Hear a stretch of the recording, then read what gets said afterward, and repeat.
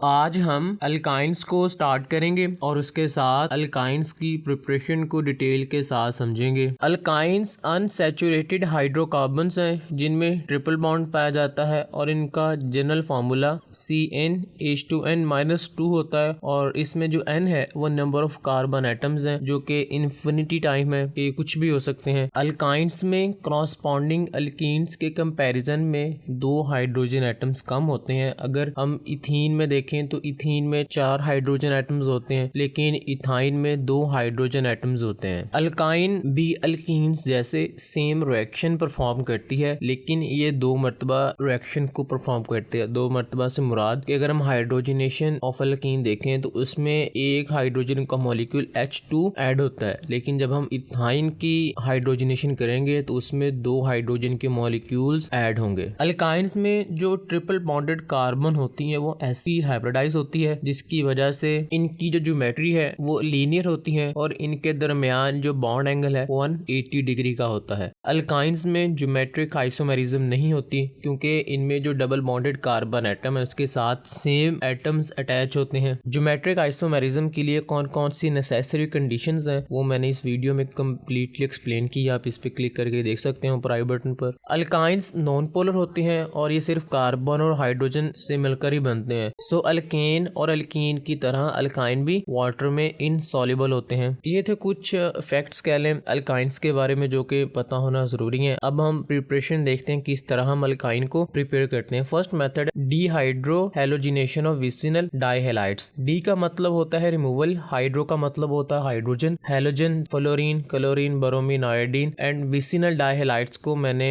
Completely discuss किया है previous video में, आप आई बटन पे क्लिक करके देख सकते हैं। ये एक ऐसा रिएक्शन है जिसमें हाइड्रोजन हैलाइड का रिमूवल होता है in the presence of strong base. Hydrogen halide से मुराद का हाइड्रोजन के साथ कोई भी हैलोजन अटैच हो सकता है। मैकेनिज्म, जब 2 नेबरिंग कार्बन एटम्स पर सेम हैलोजन एटम्स अटैच हों तो उसको हम विसिनल डाइहैलाइड कहते हैं और जब इसको हम पोटाशियम हाइड्रोक्साइड के साथ रिएक्ट करवाते हैं in the presence of alcohol and 80 Celsius temperature तो रिजल्ट में हमारे पास विनाइल ब्रोमाइड बनता है। विनाइल ब्रोमाइड ऐसे बनता है कि जो हाइड्रोक्साइड होती है पोटाशियम हाइड्रोक्साइड में वो विसिनल डाइहैलाइड की हाइड्रोजन पर अटैक करती है क्योंकि जो हाइड्रोक्साइड है उस पर पार्शियल नेगेटिव चार्ज होता है। जैसे वो हाइड्रोजन पर अटैक करती है हाइड्रोजन अपना जो इलेक्ट्रॉन है वो कार्बन और कार्बन के दरमियान शिफ्ट करके जाती है जिसकी वजह से जो एक ब्रोमीन एटम है वो इलेक्ट्रॉन लेकर रिलीज हो जाता है और रिजल्ट में हमारे पास विनाइल ब्रोमाइड बनता है। और इसी विनाइल ब्रोमाइड को जब हम सेम पोटाशियम हाइड्रोक्साइड और 150 सेल्सियस टेम्परेचर पर रिएक्ट करवाते हैं तो रिजल्ट में हमारे पास इथाइन बनती है विद रिलीज ऑफ हाइड्रोजन